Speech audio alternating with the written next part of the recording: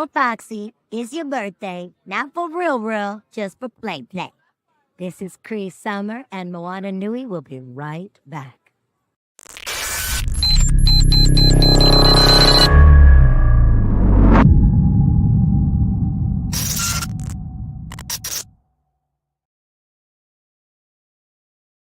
Aloha mai kako, everyone. Welcome to tonight's episode of the Moana Nui Podcast. My name is Moana, and I will be your host tonight. Welcome to this month's episode of our Indigenous Legal Insights, which is our segment where we bring you legal assistance. We talk through some issues. Tonight's topic will be marriage, divorce, and separation. So I'm looking forward to talking through this because I have some people, and I know many listeners, I'm sure, will have some questions around this, whether it's you or a family member or a friend who has experienced this. Unfortunately, this is reality for a lot of people. But before we get started, just a couple announcements. As always, we want to mahalo Papa Ololokahi for being a part of sponsoring our podcast platform and for helping us to bring all of this wonderful content to you. Mahalo nui for always uplifting a Native Hawaiian health and well-being everywhere that we live. As part of that, if you haven't heard about it already, Papa Ololokahi is hosting nationwide Talk Story Tour. They've already been to a number of states, but it's called Healo a Healo. And essentially it's, a talk story session where they want to meet with Kanaka Maoli or Native Hawaiians of the bloodline and talk about Native Hawaiian health in everywhere that we live. So it is a nationwide tour, not just in the islands, although they are doing the islands, but they're also traveling to the different states on the continental US to meet with us as a community, understanding like what it is for us to be Hawaiian and what are the challenges to us in terms of perpetuating and learning our culture, connecting with culture, as well as our health needs for those of us living outside of the continent. If you're not familiar, Papa Ololokahi's mission is to uplift the health status and well-being of Native Hawaiians everywhere. And with so many of us now living outside of the islands, it is very important to them to collect data regardless of where we are. So definitely we want you guys to be a part of that. October 26th, they will be in Atlanta. And then November 17th, they'll be in Virginia. So that's the one I'm definitely going to be at. So if you're in the DMV, definitely come see us on November 17th. If you're in Atlanta and the surrounding areas, come on October 26th. And what I'll do is I'll drop some links in the comments so you guys can check that out later and find out how to connect with us. And then November 27th, I can't believe it, we're going to be celebrating the 4 years here on the Moana Nui Podcast. So definitely check, you want to come and join us for that. We're going to be doing a celebration. And also just kind of, we love our community. And so we want to engage with all of you and see like, what are the things that you've loved about the podcast? What are some things that you would like to see us do in the future? Is there anything like, what are your favorite episodes that like, I don't know, how did you find the show? You know, all these kind of fun questions. So definitely check us out on November 27th. And again, I'll drop some links in the comments shortly. But again, so with that said, I want to bring on our expert for our series, Kumu Michelle Manu. Welcome to the show. It's good to have you back. Long time no see. Really, long time no see. And see that I wore a leopard to the office today, and now I match my chair. So I don't know. Can you see me? Just kidding. Yeah, a really not fun topic, but a very important topic, like most of legal. So I look forward to your questions tonight. I did not prepare anything. I've been working in family law for private clients, not for a law firm, but for private clients when referred since 1995. So lots of experience. Yeah. So we can speak about some of the things that you will encounter when you decide to dissolve your marriage, legal marriage, and also some of the challenges that I've seen with parties that are not willing to get rid of a toaster or defer a collector spoon to their spouse, which holds up the divorce and makes it that much more costly and lengthy. So shoot away, Moana. So interesting. Bang, And for those who are listening, if you have questions, comments, like, please engage with us. We love for these to be engaging sessions. We always have like a list of questions, but if there's something that we can help you out with that you're tuning in, definitely drop them and we'll do our best to answer.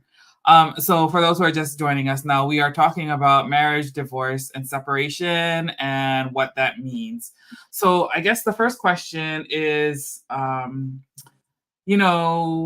marriage is something that we hate to end. Maybe some people don't hate to end it. I don't know. It depends on your circumstance, of course. But so for those who are pursuing or considering a divorce, what are some of like the first steps that they should consider when they're thinking about like the legal aspects of it, and what should they be preparing for? Well, it's interesting. I see some of my clients that are financially stable and have a lot of assets and a lot of liabilities. They like to divert some of the marital estate, which is the total amount, which of course is 50-50 unless you have a prenuptial agreement.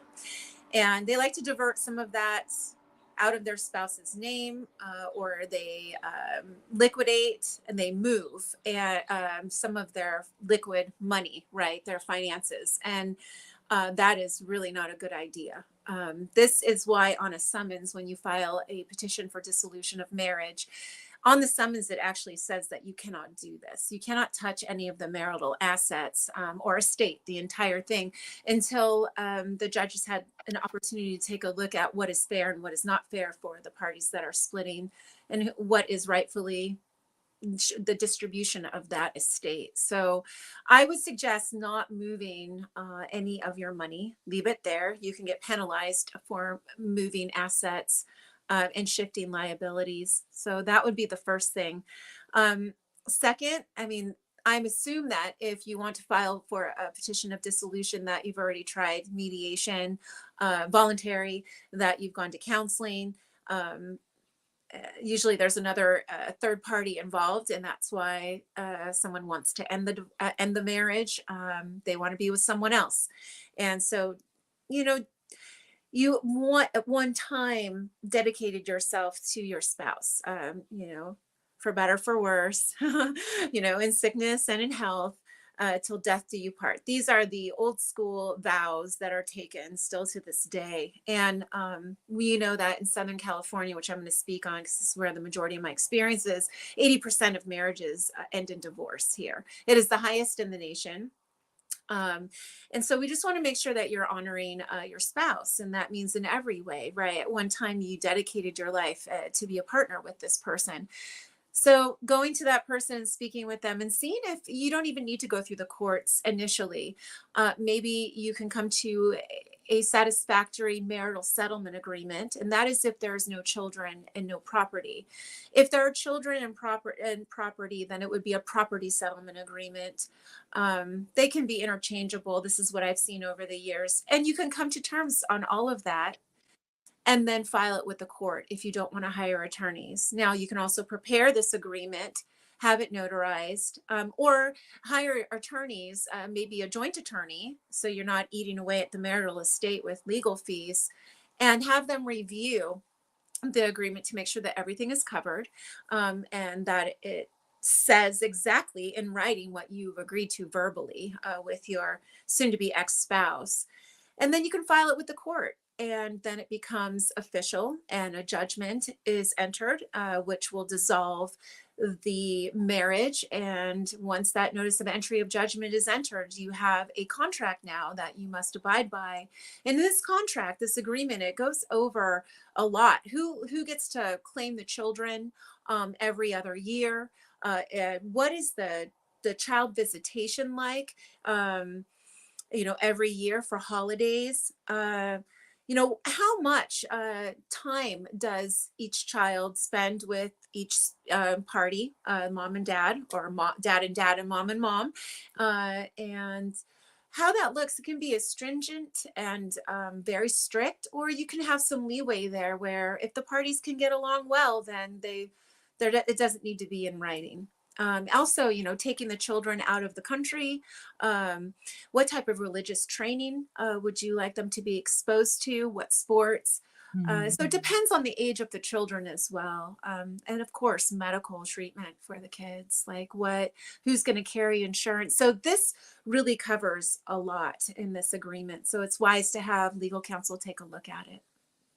Okay, and so you said that's called the property settlement agreement. Yes, if you have children and property, yeah. Okay, gotcha. Yeah. And then if you don't have children, is it called something else? Marital settlement agreement. So you're basically just setting out who takes what. Someone takes the couch, someone takes the toaster, who's going to move out, who's keeping the primary residence, or are you selling it? All sorts of things are covered in there, including usually the wife, if she wishes to resort and restore back to her maiden name or previous name. So that's all there as well. Okay, gotcha. Yeah. I didn't even realize there was like 2 different ones. They can name them. It depends on who's drafting. Yeah. Gotcha. Okay. Okay. And so we're talking about the agreement that the 2 parties come to. What factors affect how assets are divided in a divorce? Well, it's usually one spouse, whether it's male or female, is usually the breadwinner. And one is usually at home or works part-time. But sometimes there's 2 breadwinners, and they can agree without the judge ordering to leave the marriage with exactly what they came into the marriage with, outside of household items. So it just depends. If one has been a caregiver of children or sick relatives, or for whatever reason, they added value to the homestead instead of working outside, then there's several factors that play into that.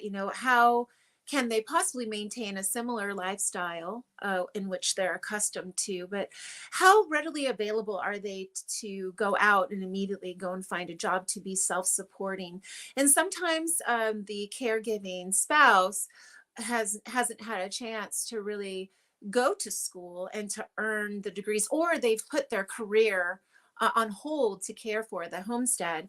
And so these are all factors that would be taken into account during the time of dissolution.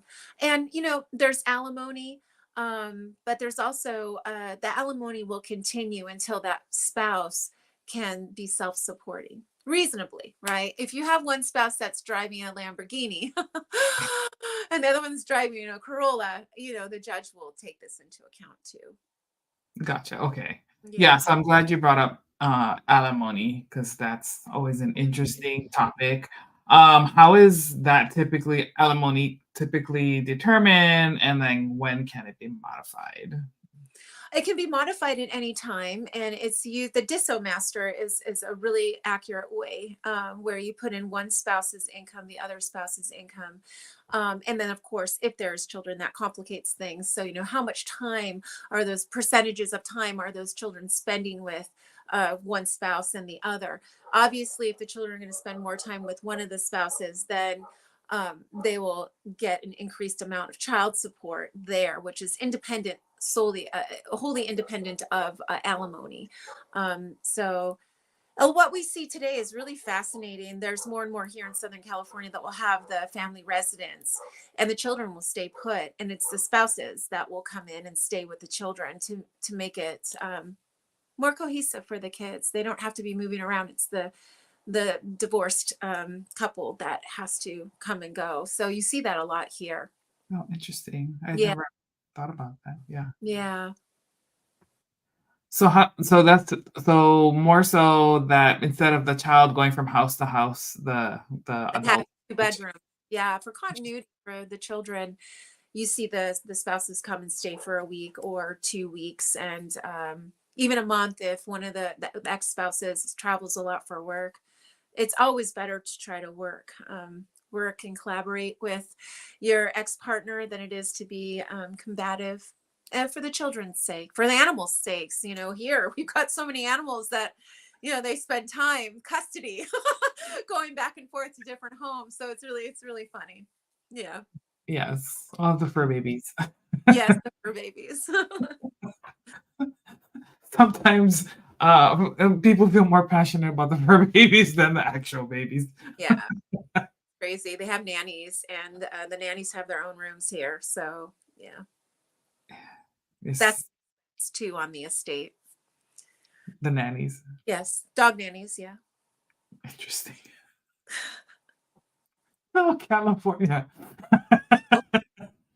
Why do you think like California has the highest rate? I mean, 80% and then divorce. That's pretty crazy. I wouldn't put it all onto Californians. I think what I see a lot, it's really interesting. I see always well, there was a period of time, I'd say in the 2000s, where when I got into the paperwork, one spouse was from the Midwest a lot. Okay. Come out here, and then they file out here after being residents for 6 months, 12 months. So one spouse is sometimes still in the Midwest. So I guess starting over. Gotcha. I'm not sure, honestly, why it is here. I think we've lost touch of our integrity, honestly. There's always something bigger and better out there, something newer under the hood. And money will do that. I think we see a lot that high income earners here. It's just they don't grow with their spouse. They don't. It's fascinating. That's a whole different topic. Woo! Yeah. Maybe we'll talk about that in a future episode. Yeah. Okay, so we talked about divorce, but like what is the difference between legal separation and divorce, and then how does each of those like affect the financial and legal responsibilities? So legal separation is similar in the filings. Instead of checking the box for dissolution, it's petition for legal separation, and all of those prohibitions on transferring funds to and from and dissolving them while you're in a legal separation, you're barred from that as well. So it's similar, it just prolongs it. I think the legal separation, especially if one is poor with money, is very helpful. If one has a gambling addiction, they're not allowed now to access the marital estate to continue their addiction. So it provides some sort of protection. But with that said, sometimes the money is already removed from the marital estate before it's filed. And of course, without the knowledge of the other spouse. So trustworthiness is important. Legal separation, it gives you a time to take a break and to go into voluntary mediation and sometimes mandatory mediation. There's mandatory mediation now in a petition for dissolution, and the court has involvement in that. They assign a mediator, and you can elect to go and hire one of your own mediators, a mutually agreed upon mediator between the parties, and try to get down to the issues of all the things we mentioned that are in the agreement, so that it can be painless. But here in California, you're unable to reach judgment within 6 months. That's the minimum waiting time. Sometimes divorces can drag out longer than 7 years here in California. So, it's about working well with one another. And if you can't do that, it's really, really helpful to have a third party, a mediator come in where you don't have direct contact anymore. All communications go through that mediator, and he or she is able to remove some of the emotions and tone. Of course, because your partner so well. It may look and read nicely. A voicemail may sound nice, but it's actually not. It's provocative. It's probing. It's poking, and it's better to have a third party in the center where you can just stick to the issues instead of the emotions or perceived emotions, and perception of how someone's communicating with you. So mediation is a very, very great tool if you have the right mediator. Gotcha. Okay. Yeah, that goes for things not, outside of divorce too. A good, fair It's, third party. yeah, we should play the song, Let's Get Ready to Rumble. Oh man. Yes, indeed. So earlier you kind of talked about how it's not advised for any party to kind of hide assets or move assets during a divorce. What happens when that, like what's the consequences of that happening, and how can those be uncovered, if at all? Well, it's usually the spouse that had no knowledge that uncovers it when there's nothing left in the bank account, or they go to access maybe an investment account that they've been drawing from, and all of a sudden there's zero in the account. So that spouse would have to go before the court and ask them for a restraining order, which would then be sent to the financial institutions, whether it's a bank or it's something like an investment company like Schwab or Fidelity and the like, to where that spouse that withdrew everything, the offending spouse, would then be not allowed to access the account. Getting the monies back is very difficult.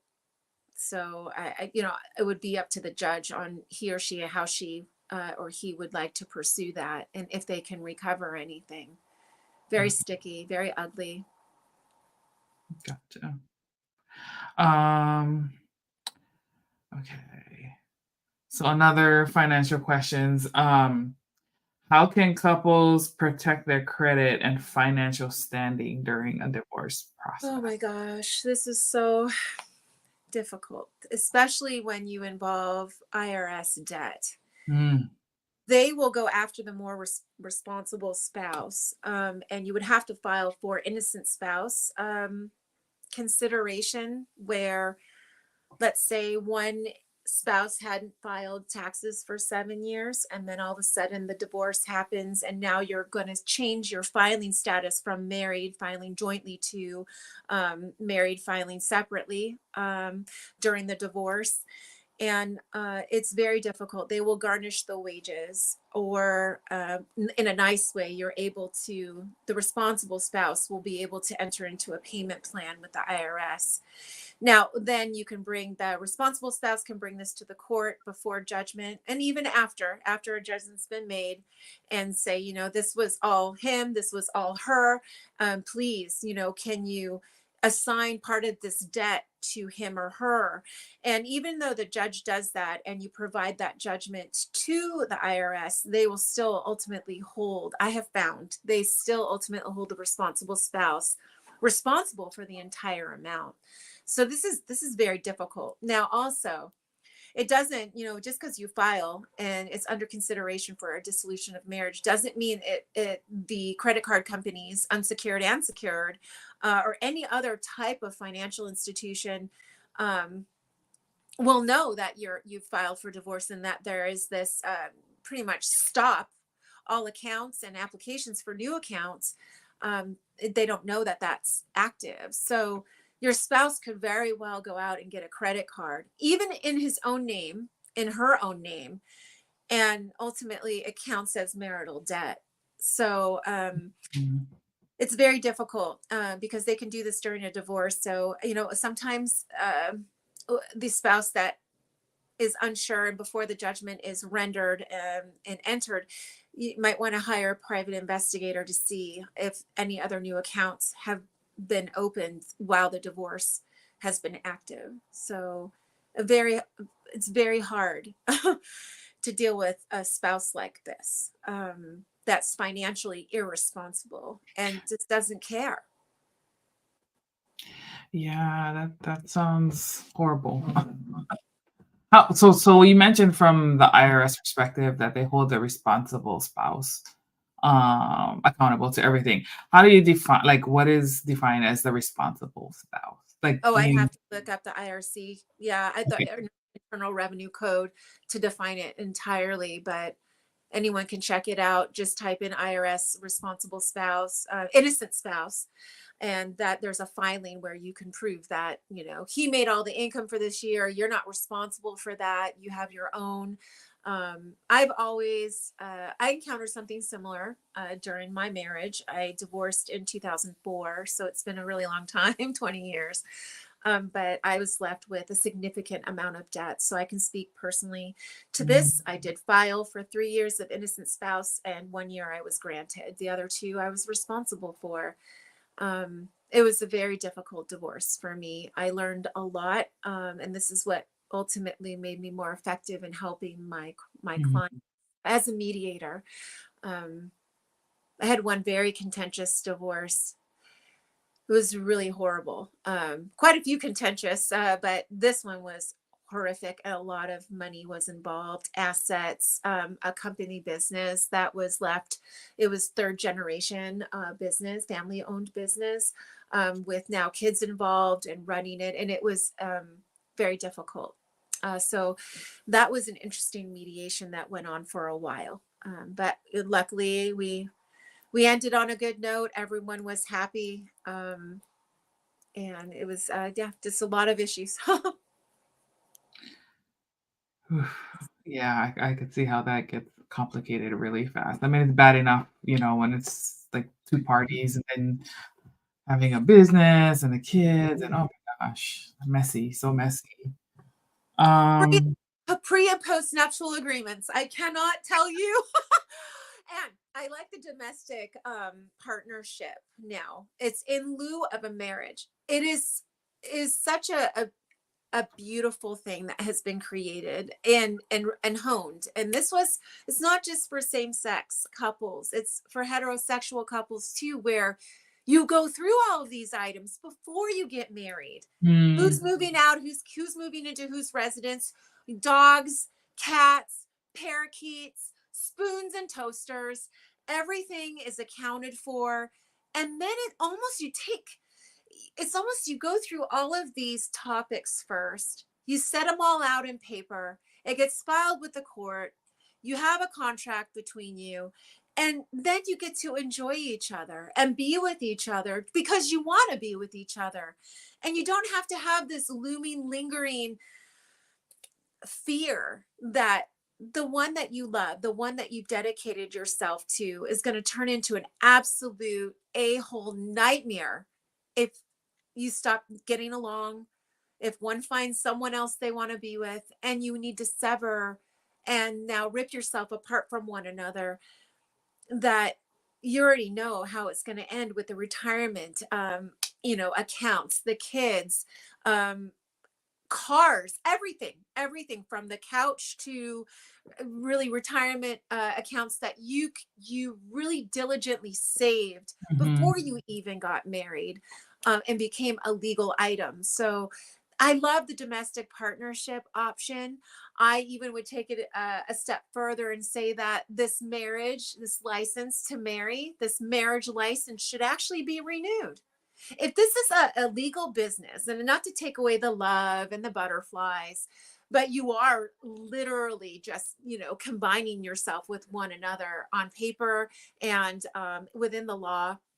And they make it so easy to get married and so difficult to get divorced. Yeah. That I think that the marriage license should be up for renewal every 2 or 5 years, no more than 5 years. Sit down with one another, talk about your relationship, your partnership in life, not just companionship, but being a partner, and say, you know what? Where have we fallen off? What did we intend? Do we want to continue? If we do, how do we want to continue? What needs changing?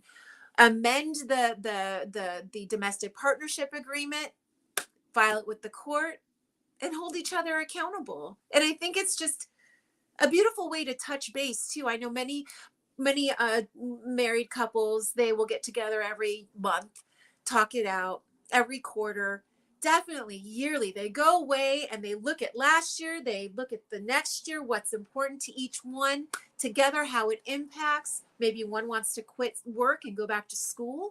How does that impact the whole? And then they stay true to these intentions the rest of the year. And these are the really successful couples that we see that are both getting what they need out of the marriage, but also they're not giving anything up to be in the marriage. So they don't feel like they're lacking, so that something that new drives by with something bigger or newer under the hood is not so attractive anymore, because they're really in it with their spouse. They're in it and ride and die.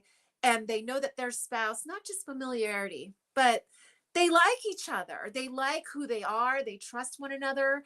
And they I don't know, the character, they love each other for who they want. They would, if they weren't married, let me put it this way, they would still want to hang out, be friends with one another, be excited. If something exciting, they want to share it with them. They want to go on trips. They let each other have that freedom to be who they are. I think the domestic partnership really sets it up for that exchange. Versus just I'm white dress and then before you know it, 2 years later you're in divorce court. So really something to think about as an alternative. Yeah, it's interesting. I've never had somebody like take that perspective in terms of like a renewal, like kind of like a forced check-in. Although you like ideally you would want to be checking in all the time, but like let's be real, not everybody's doing it. Yeah, doesn't happen because we're so busy, Yeah. and we're growing. Sometimes you'll find one spouse is fine, status quo, doesn't want anything to change, and the other one's like, well, I kind of want to experience this, I want to experience this. Or you see the sabotage of even just wait, just the food in the house and dinner time, and it becomes a way that they connect, but it's sabotage for one that actually wants to get healthier. And the other one just doesn't want to participate, it's happy the way they are. Yeah, I could say, yeah, that's a hard one. It is really hard. It's a hard one. And disappointment seeps in, and before you know it, you're unsatisfied, and then you start acting out of character. And we don't want to do that. At the end, you want to know that you did everything possible to maintain respect for someone that you once were head over heels for and had high hopes for. But the disappointment, that bitterness can just seep in and ruin everything. So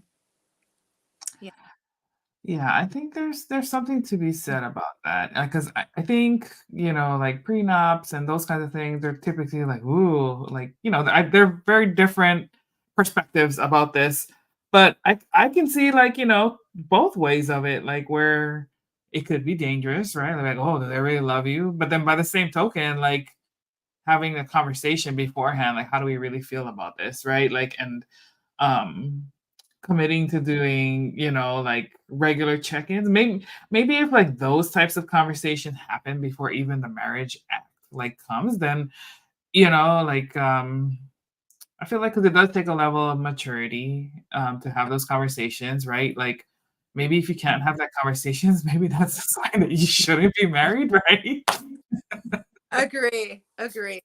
Should be able to talk about anything. Yeah, definitely. Huh, so interesting. Yes. Well, you have one that's financially responsible and one that's not. And I think they even say there's archetypes for money management. It's just I find really fascinating. You've got the one that's like, live for today. There's no tomorrow. Spend every penny, right? And actually will spend on things that are emotional versus then take from the rent or the mortgage or the car payment. And then they don't have enough for necessities, where you have the other one that's just, no, that's too expensive, penny pincher, type of thing. And their love language is stability. So it's romanticized versus the stability. This is a huge problem for couples. Huge problem. So talking about these things and helping the other spouse to see the other spouse's point of view and strike a compromise is extremely important. If you cannot say that one spouse that spends everything, and then you've got the other one that's penny pinching, and I would say just diligent. If the diligent spouse then is starting a company or has entered into a partnership with someone else, and now all of a sudden the monies that they plan to use towards the company is, and they've entered into a business agreement. Now no longer those resources are available because this spouse is spending it. You've got a huge problem. And so the postnuptial will come into effect then to say, look, I can't have you, sabotage this potential success over here and what I want to do. And that's really important. So it's never too late. You can always do a postnuptial. Your spouse may not agree to sign it, but it's worth it. It's worth a shot, to preserve what you've worked so hard for. Yeah, definitely. I had never heard of a postnuptial until today, so thank you for teaching me about Yeah, it. of course. Let's see. Okay, so we touched on retirement accounts a little bit. How does divorce like impact those, and then how does that get divided fairly, if it even is? Well, it's 50% unless the the receiving spouse, agrees to less in lieu of maybe keeping the household property in lieu of other property. So they're entitled to 50%. And it's through a qualified domestic relations order. And it's really quite simple. It will be ordered by the court, and then it will be provided to the financial institution that is holding that account. And then distribution would be made. So it's really quite simple. Gotcha. Okay. So if the distribution is made, is that immediate? So then would it then be penalties, right? Like, because typically you're supposed to keep it in retirement. Yeah, each account is different. So there's the administration fee. Yeah. And sometimes, spouses waive entirely. They waive any type of rights to that, again, in lieu of other property. Gotcha. So the trade-offs. Yeah. Mm-hmm. Gotcha. Okay. Ooh. What should individuals do if their ex-spouse refuses to comply with the terms of the divorce agreement, such as a custody or asset division? Or a modification of child support too. You'll find that some are paying less or not paying at all. Then if it's for child support, I would go through the state immediately because they will enforce it. And it doesn't come straight to you. It goes to the state, and then the state will distribute it to you. There's always the option to go in and modify the terms of the property settlement agreement or marital settlement agreement. And the judge would oversee that. So it's easier, of course, in collaboration for both parties to agree to the amendment and have it notarized, and then file that with the court. But sometimes it's not agreed upon. So you'll have to take, they already have it obviously in your file at court, but you can file for an amendment, a modification. Yeah. It can be as simple as like maybe one of the spouses is in the military, and they are going to be deployed, overseas for potentially 3 years or longer. Even if it's for one, the spouse that's stateside can file and say, I need full legal and physical custody. At once before he or she left for deployment, it was 50-50. So now I need 100%. And so that will get amended. Gotcha. Okay. Yeah. Interesting. Yeah, I feel like this is where I've heard a lot of people talk about child support, alimony, like what is enough, spouses who use it not for the purposes right of actual child support, but more about supplementing their own lavish lifestyle. Yes. Yeah. And if you're the spouse paying, then you have every right to take that to the court again and to have the receiving spouse account for how they're spending the child support. Because that's unfair. It's unfair to the children. Yeah, definitely. And that's, when I hear those stories, like that's where my heart breaks, is because the one who's, it's the children who suffer the most. And that's the thing too, you can go in for a modification and say, the kids are with me 30% of the time. They're with my ex-spouse 70, but this is what he or she is spending the money on. Judge, can I go ahead and lessen my monthly and vow to pay for, all of the sports gear, all of the private tuition, all of the $100, $200 jumpers, the sneakers and school supplies. That way, it's going for the needs of the children, versus just trusting the other spouse, the ex-spouse, to spend it on the kids. Right. Yeah. Like actually purchasing the things versus handing over a pot of money that could be used in anything. Yeah. Gotcha. Let's see. Okay, I know we talked about this a little bit. So divorce is obviously a very disruptive part of the life of not just the two parties, but the children, the family.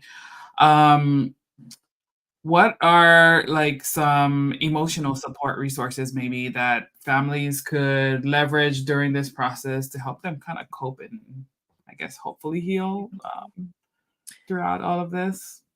It's really hard. In our culture, it's okay to sever, and to cut so it's very difficult because life as it once was is no longer and never will be ever again. And so there's that grieving process. Mhm. And a lot of people, they go to church and they try to find grief support groups. Sometimes there's some that are specifically for divorce. And then, we're talking about maybe just a healthier relationship that just no longer works, with some, something screwed up. I was going to say the effery. There's effery there. But, we're not even considering maybe a DV situation where he or she has been cut off from all of their friends and all money controlled by the other spouse. And so, and there's children involved, and there's physical abuse and obviously emotional abuse. And this is very important. So where do they go? And they put off leaving their spouse and filing for divorce because they have no place to go and no support. So there are plenty of resources, in every state, that will help women and children. Even men are battered as well. There's men's homes with children, less available, but there are some out there, and that can help you get on your feet with jobs and with counseling. They provide a safe environment for the spouse and the children if they need to be removed, and a restraining order will be issued by the court immediately. So finding a nonprofit or going to the state and asking for assistance. As far as those that have resources through their workplace, there's always employee benefits that, are available to help you grieve the loss of your partnership, and, love, and how, I'll speak for women. I'm not a man, but how we feel maybe we weren't a good enough lover or a wife, a partner, not attractive enough, not skinny enough, not smart enough, not ambitious enough, too ambitious, it goes on and on. So it's a checkpoint for us. This is one of, the biggest life changes, life events is what we call them, besides losing a child, loss of a job. Today, that's not such of a big thing because it's expected that you would move from job to job. Back in the day when you die at your desk after 46 years at Sears and Roebuck, that's a huge life event, is being let go from that job where you derived so much value, personal value of who you were based on what you did. So I would look for state resources and also nonprofits in your immediate area that can help. And if it's a DV situation and that it's not going to go well, maybe there's handguns in the house, your timing, your escape, you're preparing the kids and not telling them exactly what's going on. And I would just seek out, go to the police department, file a police report, and immediately take it to the court and ask for it's an ex parte hearing, an emergency hearing, to have that restraining order issued immediately, and find other lodging. So preferably find other lodging before you do it. And you have to stay disciplined, and anyone that you can rely on at that point, any type of pillar of strength and stability, very important. If you have any left, Yeah, that's hard. Just so to be clear, DV meaning domestic violence. Yes, correct. Domestic violence. Yes. Gotcha. Yeah, that's a whole other aspect too, man.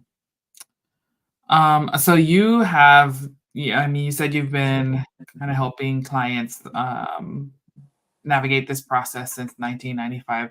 What is the longest case that you've ever seen happen, like in terms of from start to end, I guess? 8 years.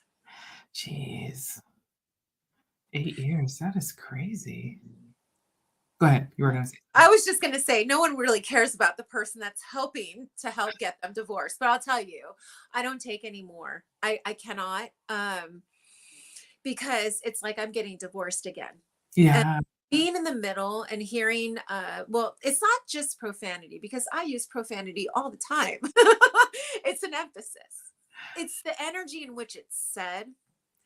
And you know, getting a call at 2 a.m. from a female client that her husband just broke into that he moved out on his own accord, but came back at 2 a.m. drunk to strangle her. And I said, "What are you doing calling me? Please call the police." Yeah. And so, you know, she had a 2-year-old and a 5-year-old. And while this was some time ago, we don't, you know, I don't forget things like that. And being in the self-protection realm, obviously, Yes. physically, this is what my whole life is about, is protector energy, and asking women to feel it, embody it, and use it to their benefit. It's really, really hard for someone like me. I want to go and find that husband, but I can't. So I just get tired. It's really, if people could just self-regulate their emotions, if they really want to get divorced, and one doesn't, I understand that. But the sooner we come into a level of neutrality, willingness, and acceptance of what is going on, the sooner we can all move on with our lives. And there's less damage that's done to our physical bodies. So lots of people get sick during this process. It's very painful, especially in the lung area. That's where we carry our grief. So hard to breathe, right? I mean, that's exactly a perfect way to describe divorce. You know, your wind has been sucked out of your lungs, and now you have to find a new way to breathe. And so it's very depleting on every level. But what needs to be okied needs to be okied. It needs to be severed, and the sooner that we can get through it peacefully, the better. Yeah, definitely. I mean, the more we kind of talk through this, it just, like, guys, let's really think about what we want to do before we even get married. Like, No, it is really a huge decision huge. because, yeah, I mean, it's love, like marriage, like that's what you would like to think, but marriage is more than just the love piece. Decision. Like, yeah, it's not the emotion. It's the attachment to what we think we love. Love is a decision. It really is. yeah. Mm-hmm. I think, once we're out of our 20s, 30s, and I shouldn't say it, some of us in our 50s are still like, can feel butterflies. I understand that, but let's really stay rooted. Let's stay rooted with the Aina, and take in the breath and feel and use your intellect. So the argument I always make, intellect and intuition equally. So love is supposed to be in this Western world, this like intuitive, like feely thing. Yes. And it can be, but maybe only once you use your intellect and see all the checky boxes are checked, that you can feel stable with this person, and that they've proven to be who they are. You don't want to marry the idea of who you think someone is. Yes. Oh, heartbreaking. Yet everyone does it to themselves. We haven't given proper time to watch someone in different circumstances, in different seasons, how we press them, how we don't press them. Sometimes you just need to close your mouth and see how they maneuver to see who they really are, instead of constantly guiding them along. This is very important. And you can't do that in 6 months. You have to watch for a couple years and see how they talk about people. Who are their friends? How do they treat their family? How does their family treat them? How do they speak about their colleagues? This really is a good indicator of someone's character. And do we want to link? They will ultimately represent you. So is this someone that you want to really link with legally? Yeah. And reputationally, right? There's reputational harm out there. Yeah. That is very, very true. So this should Man. be called "Should You Even Get Married" podcast. So yeah, The dangers of divorce. Do you want to get married? yeah, it's painful. I mean, some of us are so scarred we never want to get married again Oh, because the Oki was so severe. yeah. I mean, it is traumatic, right? Like, because this is, you put a lot of trust into that you marry, and for that to not go in the way that is intended, man, that's it's hard to trust again, right? Like, Oh, hugely. And I think, we don't intend for it to end somewhere, but if we're not intentional about where we want to go with our partner and sharing our lives, then we're going to end up somewhere we never intended to be. And I think that's most heartbreaking because we let ourselves down too. But, it's not to like throw shame and guilt on us, but it's like if we would have known better, we would have made different decisions. And so now those of us that are a little bit older, more established, have been through it, we owe it to ourselves to really be thoughtful and also spend time in our intuition because it can look great on paper. I was dating a gentleman that looked great for as far as a future partner, but my intuition, it just didn't feel right. yeah. And then you can date someone where it just feels great, like you connect and you know who they are, but then the intellect says, but the stability isn't there. So until it matches, don't settle because you will end up literally paying for it financially and emotionally in the end. Yeah. And I think, when I think about it, like, I feel like maybe some people are afraid to be alone. Sure. And so they kind of rush into things sometimes. I've seen it happen. Um, but that's kind, that's kind of where I'm like, at least this is just for me. Like, I feel like if you're gonna get married, you touched upon this earlier. It's like, is this someone who, like, even if you weren't married, like, you would still want to be friends with them, right? Like, be friends before you get married. Yeah, I think it's great. I've only tried it once where I dated a friend. Before it was all like dates, and so that that romantic aspect was there, and I really feel like I never really got to know the real person. Mm, So dating a friend it was really interesting because I knew who he was. I watched him in life for a couple years, and I just, to this day, I would say, you know what, I really like him. I really like him as a person, and I would hang out with him, and I want him to do well in all things. And it just kind of developed from there. And yeah, it was really beautiful. Before, I had a strict rule and I adhered to it. Obviously, never, ever would I ever date, kiss, go out with a friend, a male friend. And it actually was a really great experience for me. So something to consider, getting to know someone without that romantic aspect thrown in there. yeah, So it relieves a lot of pressure because you just be yourself, and it's wonderful. yeah. And I think, like, just the way we look at our priorities change as we get older too, right? Like, I'm sure the younger me would not be talking like this. Agree. Many years of learning and wisdom are speaking now. My younger self would be like, what is this nonsense these wahine are talking Right. about? Old farts. Yeah. But I don't know, it changes. Who I'd be attracted to 5 years ago, I definitely wouldn't be attracted to now. And I think that's the beautiful part, is being able to evolve and allow ourselves to continue to evolve. And hopefully if we do match up with someone, they continue to evolve. With us, yeah. Yeah. Definitely. Yeah, my husband and I always talk about that, like evolution, not just as a couple, but just, people evolving as individuals and bettering themselves and, just learning, adapting, like all of the things.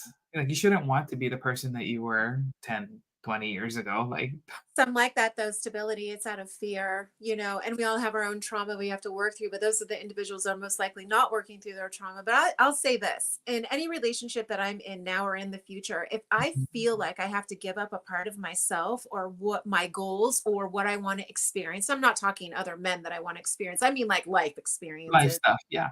then it's not the right relationship for me.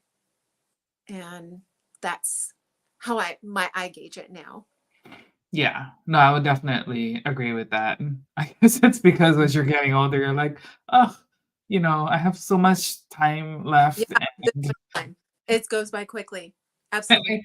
I can't waste it. Like I have to do it on the things that I wanted to do, and hopefully, like I've made good choices so that my person is, it's not always that you're gonna get what you want. It's not always what they're gonna get. There are those phases of life, Yeah. right? So I don't want people to be watching this like, you guys are crazy. What the hell is going on?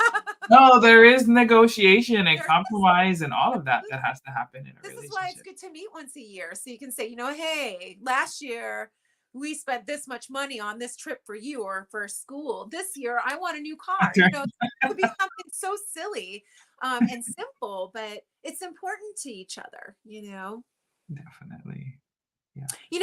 On that note too, if you do marry a friend, if it does work out to where you actually love being with that person, there's that friendship there. If it does end, you still have that friendship. So you're more likely to collaborate and say, you know what? I love you, but this isn't working in a romantic sense. And so then the divvying of all of the marital estate is easier because you do wish the best for the other person. You were friends, and you most likely will still be friends, even though you're no longer romantic. So there's something to be said about that. Definitely. Yeah. All righty. Well, we are at the end of the hour. Which flew by again, as always. I hope that everybody who is tuning in with us now, watching live or catching the replay, got some helpful nuggets out of this. If you have any further questions that we didn't quite touch upon, that you'd like to hear about more, please leave it in the comments. We always go back and check and try to make sure that future episodes touch on what you need, or just respond to you in the comments maybe in more detail. So so maybe if you're not married, hopefully you're scared in a healthy way. Rah! Think about the things. Go in with eyes wide open. Yes. These are the questions I should be thinking about. And if you're married and hopefully not headed down the divorce lane, maybe this is something that you can be like, might be time to check in with the other half and see, are we still on the same page? Yeah, definitely. So sweet. I love that, thinking about that, people sharing together and having a check-in. How many meetings do we have every week and we don't even meet with our spouse, so I think it's beautiful. Schedule it. Don't let anything get in the way, and make them a priority for at least an hour. Goodness. Yeah, absolutely. Yes. Yeah. I think everybody can use reminders on that. Yeah, definitely. And thank you, Kumumanu, for being open to talk about this, especially as someone who has experienced it. I know that can sometimes dredge up emotions too. So hopefully we didn't trigger too many things. No, it puts me into gratitude, how I recovered and who I am able to be today, and how I do love my ex-husband. He's a good man. We're just not a good fit, and I want him to be happy and to come into his own revelation and be successful. It's just not with me as a romantic partner. So thank you. I'm grateful. Same here. I'm grateful for my husband. Yeah, your honey. Yes, we were friends first, so See? It does help. That's why I said that. Alrighty. Well, thank you everybody for tuning in. Please like, subscribe, share. I know this is a topic that resonates with many people. I actually know a couple of people who are unfortunately going through this right now. So it's one of the reasons why I kind of wanted to touch on it. Hopefully it helps them a little bit. Let's see. Tomorrow we have tomorrow we're airing a whole bunch of our BlurredCon DC interviews that we did earlier this year. I don't know, guys. The year has flown. Dana and I have been grinding. Michelle has been grinding along with us too. But we have some great interviews. I'm blanking out on the names, but they're awesome, guys. Tomorrow? Tomorrow.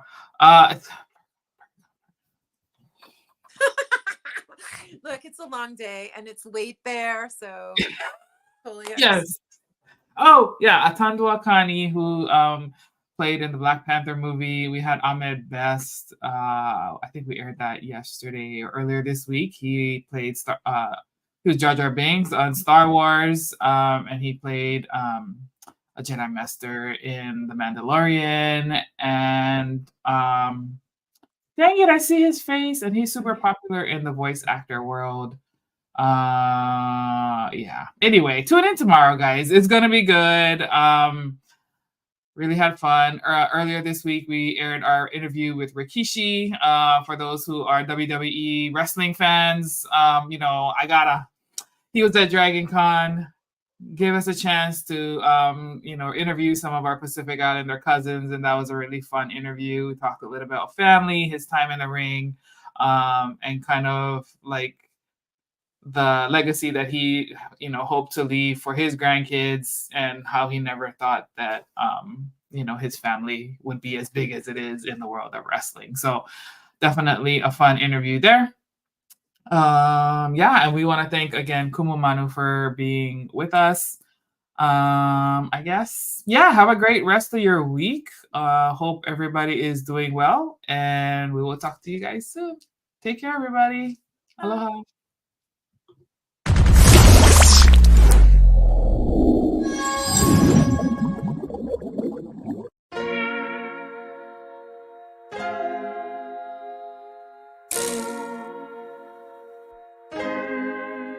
So many stories left to tell, even if we have to ourselves. Can't keep history on the shelf. If they won't tell it, we will. If this the land of the free, it was a freedom then. When they annexed Hawaii and called it Cedar Lands, without any type of payment and no signing off. Called themselves a republic in 1894.